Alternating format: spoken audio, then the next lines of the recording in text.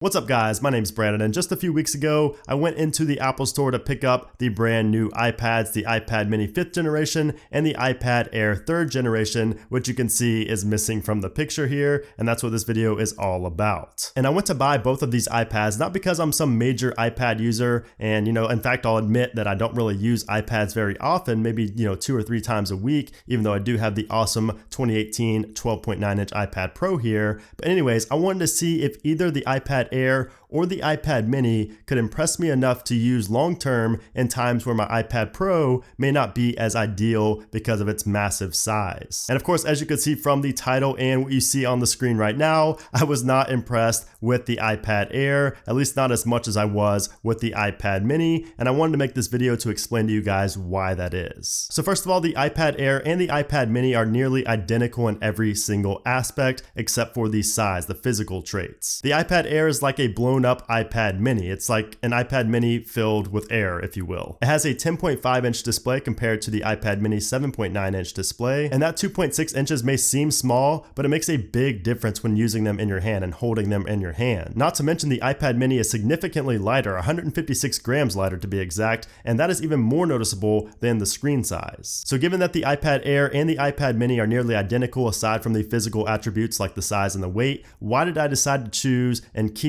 the iPad mini here over the iPad Air? And given that I currently own the 2018 12.9 inch iPad Pro, why did I even keep the iPad mini in the first place? I mean, this thing is obviously, gonna blow every other iPad out of the water when it comes to performance and pretty much everything else, and it looks so much newer, so why did I even keep the iPad mini? Well, as I just mentioned, the compact size and the lightweight is the #1 reason I chose the iPad mini over the iPad Air. The good old iPad mini just fits a different niche than the iPad Air or the iPad Pro do. The compact size and display of the iPad mini paired with the super powerful A12 Bionic chip and 3 GB of RAM makes it a compact powerhouse that you can literally take anywhere. I mean, yeah, sure, you can technically take a 10.5 inch or even a 12.9 inch iPad anywhere you go, but sometimes you don't want or need such a massive display. For example, the 2 times I traveled with my 12.9 inch iPad Pro here, I was wishing it wasn't so big. I didn't like how much room it took up, in my bag when I had it in my suitcase or my carry-on, or the fact that everyone on the plane could literally see what I was doing on my screen because it was so big and so bright. And those were times when I wish I had an iPad mini Pro, but now in 2019, we have the closest thing to that with the iPad mini 5 here, just with bezels and a headphone jack included, and no Apple Pencil 2 support, of course, which sucks, but it's still the closest thing we have to a compact Pro iPad. So yes, portability is clearly the #1 reason I decided to keep the iPad mini over the iPad Air, but it's also because gaming on the iPad mini is surprisingly a better experience. For a long while, actually ever since day 1 of owning the 2018 iPad Pro here, I loved gaming on it. I absolutely loved it, and I did not want to game on any other screen, any smaller screen, any bigger screen, any other iPad, any phone, anything. I was set on the iPad Pro because it was so good. But once I started playing PUBG and Fortnite on the iPad mini here, I almost instantly realized how much better I like it on the iPad mini. The big screen on the iPad Air and the iPad Pro is nice because you can see a lot of the map in games like PUBG and Fortnite, but you find yourself not being able to press the buttons or move around as easily as you can on a smaller device like the iPad mini. Not to mention, it's super difficult to hold the iPad Air or the iPad Pro in the air with both hands and game without your hands getting super tired. You have to use like a smart cover case,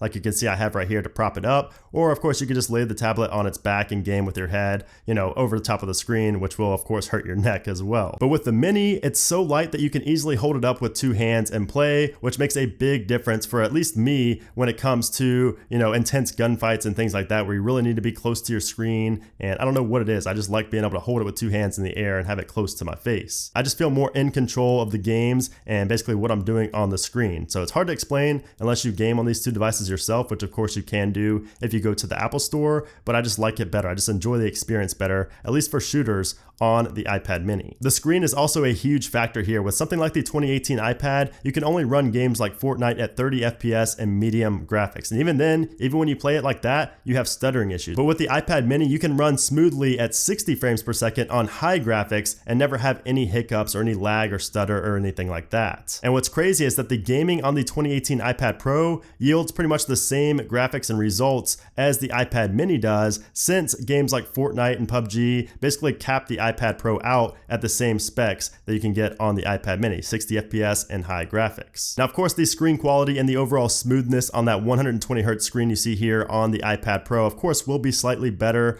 but it's not going to be worth more than double the price at $1,000. Unless, of course, you do have the budget for it and you don't mind not being able to hold, the iPad up in the air with two hands for long periods of time while you're gaming. Now, if you want me to compare the gaming on the iPad mini and the iPad Pro here, if you want me to make like a full in-depth video, let me know and I may make a dedicated video comparing these two when it comes to gaming. But yeah, overall, the iPad Air is just a heavier, bigger iPad mini, and it doesn't make any sense to get that if you care at all about gaming or holding your tablet for long periods of time. And the mini also just makes so much more sense if you want to travel with your tablets. Now, on the flip side, if you're like a college student or something like that and you take notes, if you only take notes and maybe watch some, media on there like Netflix or Hulu, then I would recommend a mint condition 2017 iPad Pro for less than $500, which is what the new iPad Air starts at. So I don't know, just for the price of $500, the iPad Air just doesn't make a lot of sense given the other options out there on the market right now. So yeah, those are the reasons why I returned my iPad Air, but decided to keep the iPad mini to use in tandem with my iPad Pro here. Now, of course, I will be using my iPad Pro for tons of things here at home, but when it comes to gaming, I am going to game a lot more on the iPad mini. When it comes to note-taking and drawing and things like that, of course, I will use the iPad Pro for that. When it comes to traveling, I'll definitely be taking the iPad mini instead of the iPad Pro. I feel like the iPad Pro is just more of a stay-at-home tablet, whereas the iPad mini is going to be much better for, taking in the car, taking on planes and things like that. And that's really what I was going for here. I wanted to have an alternative to the iPad Pro because it is so massive, and I did have such a not really a bad experience, but I just wished I had another tablet when I was traveling on the plane with this big guy. So the iPad mini fits that bill perfectly, and that's why I'm going to have it side by side with my iPad Pro here for a long time to come. So yeah, I hope you guys did enjoy this video. If you did, make sure to hit that thumbs up button. Let me know what you guys think about these iPads. Do you have an iPad? Which iPad do you have? What do you think about the gaming, the performance, all that fun stuff? And of course, make sure you guys do subscribe. I will be doing a more long-term review on the iPad mini here as well, so definitely stay tuned for that video. And yeah, that's pretty much going to do it, guys. Thanks again for watching, and I'll see you soon.